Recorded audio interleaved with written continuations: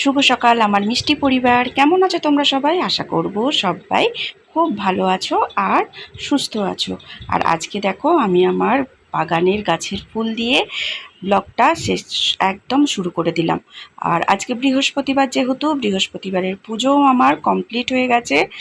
আর যারা যারা আমার ব্লগ দেখছো রোজ, তাদেরকে অসংখ্য ধন্যবাদ। তবে আরও বেশি ভালো লাগবে যদি তোমরা একটা করে লাইক আর শেয়ার করে আমার ভিডিওটা দেখতে শুরু করো, তাহলে আমি অনেকটা এগিয়ে যেতে পারবো বন্ধুরা। আর তোমাদের পাশে পাওয়া তো আমার দরকারই, জানোই। তো চলো আজকের ব্লগটা স্টার্ট করছি। আমার পুজো একদম কমপ্লিট হয়ে গেছে। এবার আমি নিচে যাব, গিয়ে আমার নিচের যে বারান্দা বাগানটা আছে না, সেটা তোমাদের সাথে অনেক দিন শেয়ার করিনি। তো ভাবলাম চলো শেয়ার করা যাক আজকে আমার বারান্দা বাগানটা। যে গাছগুলো কত বড় বড় হয়ে গেছে, আর এখন তো রোজই অল্প অল্প করে বৃষ্টি হচ্ছে, ফলে গাছগুলো যেন বেশি সতেজ লাগছে, ভীষণ ভালো লাগছে। আর নয়নতারা ফুলগুলো কি বড় বড় করে ফোটে গো, দারুণ বড় বড় ফোটে, বেশ ভালো লাগে। বেশি যত্ন করতে হয় না জানো তো ইনডোর প্ল্যান্টকে, এমনি এরা খুব ভালো সুন্দরভাবে বেড়ে ওঠে। তো চলো তোমাদের সাথে আজকে বারান্দা বাগান, ছাদ বাগানের কিছু ফুল শেয়ার করলাম, পুজোও শেয়ার করলাম। মানে পুজোটা দেখালাম হয়ে যাবার পর, প্রত্যেক দিন তো আর পুজোটা পুরোটা শেয়ার করা যায় না। তো পুজো করে চলে এসেছি মানেই তো জলখাবার খাবো। তো আজকে ডাল পুরি খাবো, আর তার সাথে আলুর দম। তো এটা কেনা, বুঝেছো তো?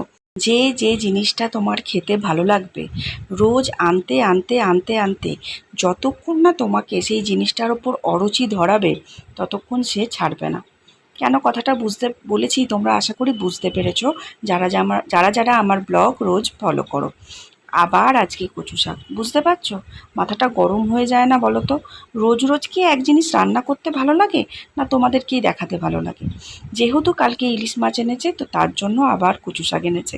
তো যাই হোক, কচু শাকটা তো আর ফেলে রান্না করা যায় না, ওই জন্য আমি বললাম টাটকা টাটকাই করে ফেলি। আর আজকে যেহেতু ইলিশ মাছটা করব, প্রথম ভেবেছিলাম আজকে ইলিশ মাছ করব না, আজকে লাউ চিংড়ি করব, কিন্তু না, সেই আজকে ইলিশ মাছই করতে হবে, কারণ কচু শাকটা দিয়ে করব। আর বাকি তার ইচ্ছা গেছে আজকে আর সর্ষে পোস্ত নয়, একদম ট্যালট্যালে বেগুন আলু কালো জিরে দিয়ে ইলিশ মাছের ঝোল। তো সেটাই করব, স্বাভাবিক। তো ওই কারণে দেখো এখানে কচু শাকটা সিদ্ধ করে নিয়ে ভালো করে জলটা নিগড়ে ফেলে দিচ্ছি। আর এখন না কচু শাক খেতে ভালো লাগে, কিন্তু মাঝে মাঝে না কুটকুটে হয় জানো তো, ওই জন্য ওকে বারণ করলাম যে আর এনো না, আর ভালো লাগছে না, কিন্তু সেই ঘুরে ফিরে আবার কচু শাক, যেহেতু ছেলে ভালোবাসে। আর এখানে দেখো পাঁচফোড়ন দিয়ে আমি কুমড়ো আর করলা, তার সাথে পেঁয়াজ একসাথে ভালো করে ভেজে নেব। আর এটা খেতে বেশ ভালো লাগে, কিন্তু যেহেতু কুমড়োটা মিষ্টি মিষ্টি, করলাটা তেতো তেতো, তো এটা খেতে ভালোই লাগে। আমাদের সবাইয়েরই ভীষণ ভালো লাগে এটা খেতে। আর এর মধ্যে দিয়ে দেবো নুন আর হলুদ, ব্যাস আর কিচ্ছু না। এবার চাপা দিয়ে দেবো, ঢাকা দিয়ে দেবো, জল টল কিচ্ছু দেবো না, খুব সুন্দরভাবে এটা সেদ্ধ হয়ে যাবে, আর খেতে খুব টেস্টি লাগে। তো চলো এবার কচু শাকটা করে নিই। এই তো বন্ধু, সংসারের সমস্ত কাজ করতে করতে, সংসারের ব্যস্ততার মধ্যে সারা দিনটা আমাদের গৃহিণীদের কিভাবে কেটে যায়, তাই না? আমরা নিজেরাই বুঝতে পারি না যে কখন সকাল থেকে বেলা, বেলা থেকে বিকাল, বিকাল থেকে রাত ঘনিয়ে আসে, তাই না? আমরা কতটা আর বাইরে বেরোতে পারি? রোজই তো এই সংসারের কাজ করতে করতে আমাদের সারাটা দিন কেটে যায়। সংসারের ব্যস্ততার মধ্যেই আমাদের জীবনটা বেশ ভালোই কেটে যায়। মাঝে মাঝে একঘেয়েমি আসে, মিথ্যে কথা বলবো না, খুবই একঘেয়েমি আসে। তখন মনে হয় কোথাও একটু ছুটতে দৌড়ে চলে যায়, কিন্তু আবার ভাবি আমি যদি চলে যাই, এসে দেখবো সংসারের যা হাল, সেই হাল বেহাল থেকে হালে ফেরাতে আবার যে কত টাইম লেগে যাবে তার নেই ঠিক। তো সেই কারণে কোথাও যেতেও পারি না বন্ধু। তবে সংসারের ব্যস্ততা মাঝে মাঝে ভালো লাগলেও মাঝে মাঝে তো বিরক্তিকর সৃষ্টি করেই সব মানুষের মনেই। মনে হয় কি কদিন একটু কোথাও রিলিফ পেতে যাই, বা কোথাও ঘুরে আসি। তবে ঘুরে আসার আনন্দটা তখনই হবে যখন তুমি তোমার সাথে তোমার বর আর ছেলেকে নিয়ে যেতে পারবে। কারণ তাদেরকে ছেড়ে যদি তুমি কোথাও ঘুরতে যাও, তাহলে বাড়ির বেহাল দশা ঘুরে এসে তোমরা যখন দেখবে, তখন মনে হবে যে কোথাও না গেলেই ভালো হতো। এই রোজের রোজ রান্না বান্না করা আর খাওয়া দাওয়াটাই ঠিক ছিল।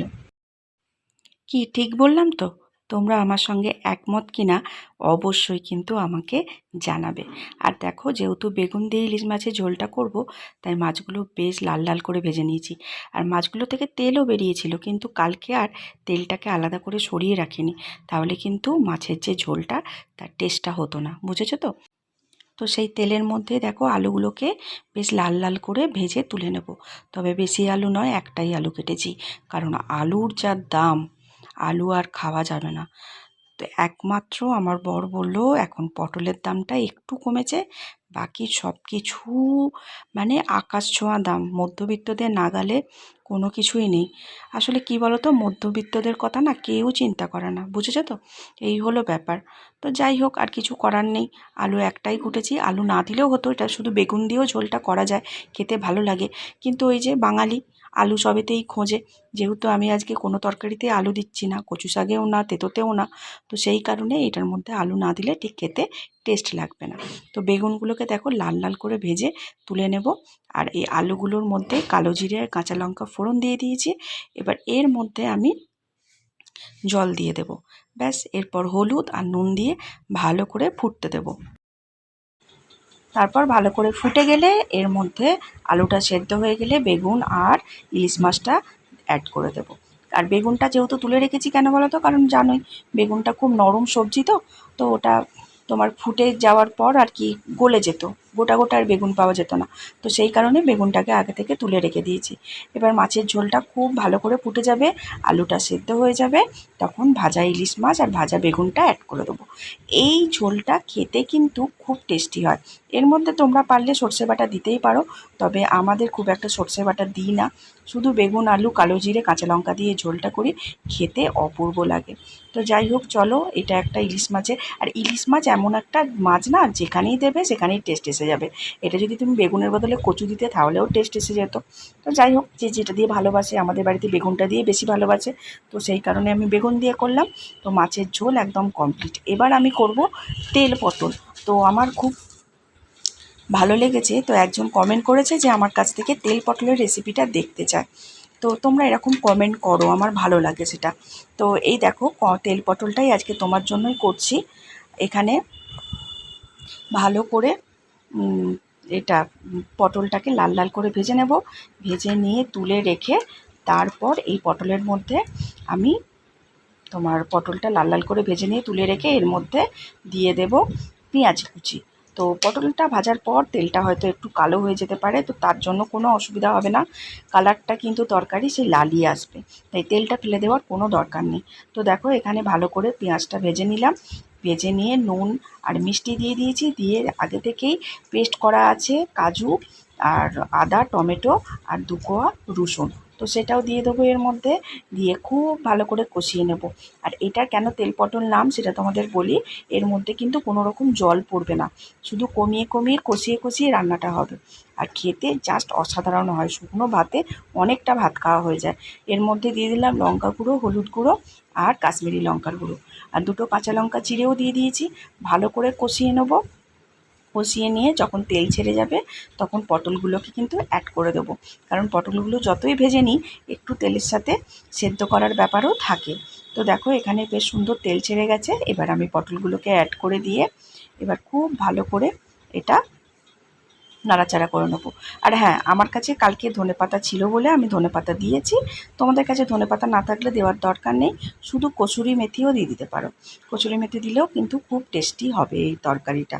তো যাই হোক, আমি ধনেপাতাগুলোও ধুয়ে রেখে দিয়েছিলাম, এবার আমি এর মধ্যে ধনেপাতা অ্যাড করে দিলাম, দিয়ে এবার এটাকে আমি ভালো করে কষিয়ে নিয়ে একটু গরম মশলা দিয়ে আর চাপা দিয়ে আঁচটা কমিয়ে রেখে দেবো। যখন পুরো এই তরকারিটা থেকে তেলটা ছেড়ে যাবে, তখন নামিয়ে নেব। তো সেই কারণেই কিন্তু এই তরকারিটার নাম তেল পটল। খুব খেতে ভালো লাগে, করো তোমরা। নিরামিষ করতেই পারো, নিরামিষ করলে পেঁয়াজটা রসুনটা দেবে না, তাহলেই হয়ে গেল, ব্যাস। তো চলো, এবার যা আনুষঙ্গিক কাজ আছে সেগুলো করে ফেলি। রোজের রোজ বাসন মাজা তোমাদেরকে আজকে আর ওই জন্য দেখালাম না, আমার ব্যস্ততার সংসারে সমস্ত কাজই তোমাদের রোজ যে দেখাতে পারবো তার তো কোনো মানে নেই, কারণ ভিডিওটা তাহলে অনেকটা বড় হয়ে যাবে। তো চলো, এই বাসনগুলো এবার মেজে নিই, তারপর বাকি বাসনগুলো মেজে নেব। আর দেখো, আজকের রান্না হলো এখানে একদম বেগুন দিয়ে ইলিশ মাছ দিয়ে পাতলা পাতলা ঝোল, আর করলা আলু করলা কুমড়ো ভাজা, আর এখানে কচু শাক ইলিশ মাছের মাথা দিয়ে, আর তেল পটল। তো চলো আজকের মতো এখানেই ব্লগটা এন্ড করছি। সবার কেমন লাগলো অবশ্যই কমেন্ট করো, পাশে থেকো, সাথে থেকো। তো চলো আজকের মতো টাটা।